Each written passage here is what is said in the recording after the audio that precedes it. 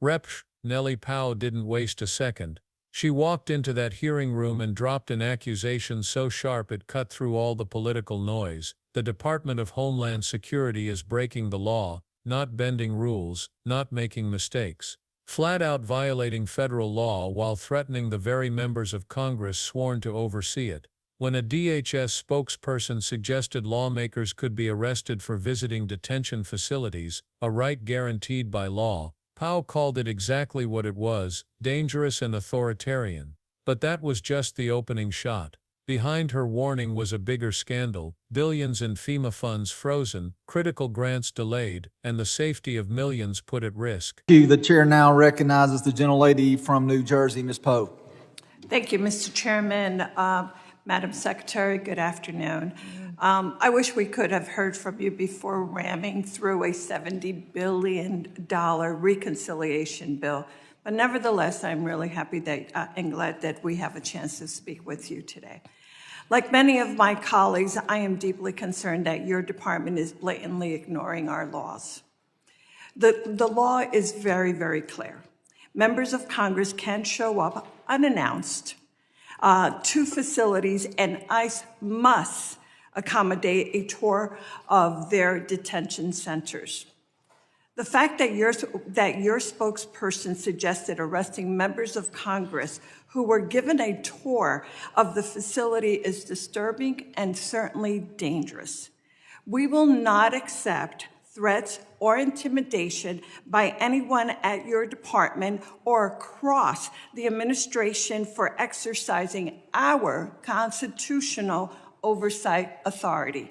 Now, let me just refer now to my questions. The Trump administration's funding freeze has created chaos and unpredictability for state and local governments to respond to threats. Reportedly, $100 billion has been canceled or is being unlawfully withheld. You stated today that we are a nation of laws, yet you are actually violating the law. In our recent markup, I offered an amendment to prohibit DHS from delaying or withholding FEMA grant funding. Unfortunately, it was rejected by my GOP colleagues. As my district ramps up for the World Cup, our first responders and municipalities require resources today. By delaying and withholding grants like the Homeland Security Grant Program, you do not just create uncertainty, you undermine the ability of state and local governments to begin security planning for one of the world's largest sporting events. Right now, you are a month behind issuing guidance on this critical funding. Similarly, guidance has not been issued for the nonprofit Grant Security Program, which protects synagogues, churches, and mosques from threats. These delays harm our national security. Madam Secretary, when does your department plan for the Homeland Security Grant Program and the nonprofit Security Grant Program funding to be made available?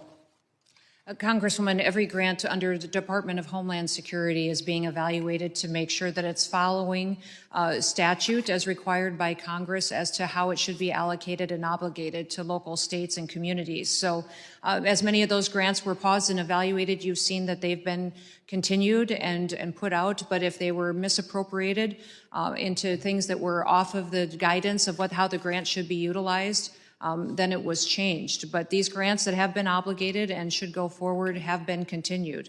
Thank you. Thank you. Let me just real quickly, because I know our time is it's nearing to a close. As you know, New Jersey is one of 11 American citizens that will, cities, that will host the FIFA World Cup matches next year. The final match will be held in my district in New Jersey. There will be tens of thousands of spectators at the final match and hundreds of thousands more attending Fan Fest throughout the northern New Jersey area. The World Cup is a time of international competition and celebration, but I worry about the chilling effect of the Trump administration's anti-immigrant rhetoric and America's ability to serve as a welcoming host. To add, the Trump administration is looking to reinstate and expand a travel ban targeting 43 countries for restrictions on entering the United States. Can you please tell us how you will ensure that fans traveling legally to the United States are not targeted for immigration raids? We are already working as an administration with the teams from all the countries that will come and be competing and their fans as well to process their paperwork and to help facilitate their travel to the United States. And as you've seen, the president has formulated a task force that will focus on holding this unprecedented event and doing it in the safest manner possible while adding hospitality to it and having people enjoy the matches and enjoy interacting with each other. And as you know, over 10 million people will attend the matches over that month-long period of time. Over 22 million people will interact through activities. You'd mentioned FanFest, and that is something that the Department of Homeland Security is tasked with. It's our responsibility to partner with local communities and cities that are the hosts, and we'll be working with your city as well to ensure that we're prepared for it, that we have the needs met, and that we are doing all that we can to secure each location. Thank you. I look forward to working with you in that regard. Thank you very much. Thank you, Mr. Chairman. I yield back. The chair now recognizes the... And with the World Cup final coming to her own district, Pou demanded answers no one seemed willing to give. Rep. Nellie Pou's first strike was as direct as it gets, a warning about democracy itself. She reminded the secretary that members of Congress have the legal right to conduct unannounced visits to detention facilities. That authority isn't optional, it's written into law. Yet DHS allowed its own spokesperson to suggest lawmakers could actually be arrested for doing their jobs. Think about that. Elected officials exercising oversight guaranteed by the Constitution, being threatened with handcuffs by the very department they're investigating. Pou didn't mince words. She called the statement disturbing and dangerous, drawing a line in the sand against intimidation, because this wasn't just about a careless comment, it revealed a culture of hostility toward accountability. If a cabinet agency can even float the idea of jailing lawmakers, what message does that send to the American people? Pou's point was clear: oversight is not a crime, and threats from the executive branch will not be tolerated. But that wasn't the only violation she exposed. After addressing the threats, Rep. Nellie Pou shifted to the money trail, and what she revealed was even more explosive. According to her, billions in federal grants meant to keep communities safe weren't just delayed, they were unlawfully withheld. FEMA programs designed to support police, firefighters, and first responders were stalled without explanation. Nonprofit security funds, the lifeline for synagogues, mosques, and churches facing growing threats, were also left in limbo. Pou made it clear this wasn't bureaucratic backlog, it was sabotage dressed up as review. Every month of delay meant local governments couldn't plan, couldn't prepare, and couldn't protect the people who depend on them. And the timing couldn't have been worse. Her own district is preparing to host one of the world's largest sporting events, the World Cup, with millions expected in the region. Yet the very guidance officials need is already a full month late. To Pou, this wasn't incompetence, it was reckless disregard for public safety, and she warned the stakes were only getting higher. Rep. Nellie Pou reminded everyone just how high the stakes really are. Her district isn't preparing for a small gathering, it's hosting the final match of the World Cup. Tens of thousands of fans will flood the stadium, while hundreds of thousands more are expected at FanFest celebrations across northern New Jersey. Over the course of a month, millions of people will pack into one of the busiest regions in America. That scale demands flawless preparation and airtight security. But how can local officials prepare when critical federal guidance is still sitting in limbo?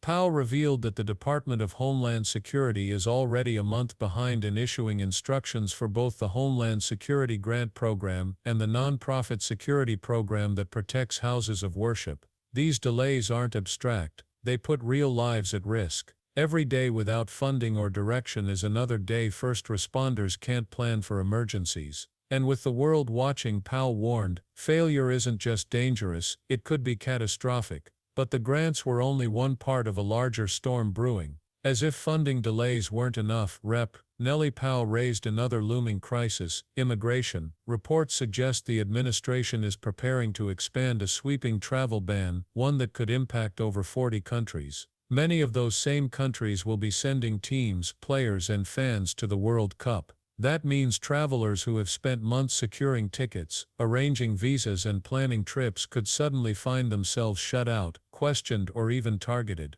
Pou warned that this kind of policy doesn't just affect visitors, it undermines America's role as a host on the world stage. A World Cup is more than soccer, it's about global trust and international goodwill. Turning away fans or subjecting them to raids would send a chilling message that undermines both security and hospitality. While officials promised paperwork would be processed and travel facilitated, Pou wasn't convinced. To her, the rhetoric spoke louder than the reassurances. She pressed the secretary on how they could guarantee lawful travelers wouldn't be harassed, and once again what came back were vague promises with no real plan. By this point, Rep. Nellie Pou had uncovered a disturbing pattern, and it went far beyond one grant cycle or one policy dispute. Time after time, the Department of Homeland Security seemed to operate in a way that undermined both transparency and accountability. First came the threats of arrest against members of Congress who tried to perform oversight.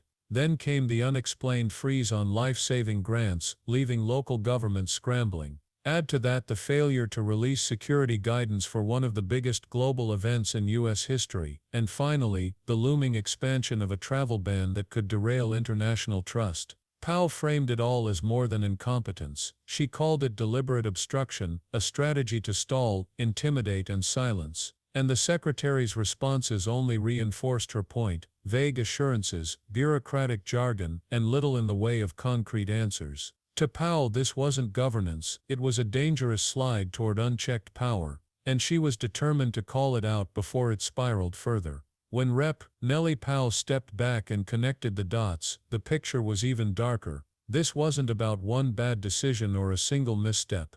It was about what happens when a powerful agency starts operating above the law, threatening elected officials for oversight, withholding billions meant to protect communities, delaying guidance during a global event, and signaling new restrictions on international visitors. All of it added up to a warning sign. Pou said it outright: "You are actually violating the law." That kind of statement isn't thrown around lightly on Capitol Hill. It was a charge of lawbreaking against an agency tasked with safeguarding the nation. To her, the bigger issue wasn't just mismanagement, it was the erosion of democratic accountability. If agencies can flout laws, delay funds, and intimidate critics without consequence, then oversight itself becomes meaningless. And once that line is crossed, the danger isn't just to Congress or one district, it's to every American who depends on government to follow its own rules. Rep. Nellie Pou left no doubt by the end of her questioning: this wasn't a matter of politics, it was a matter of law, safety, and accountability.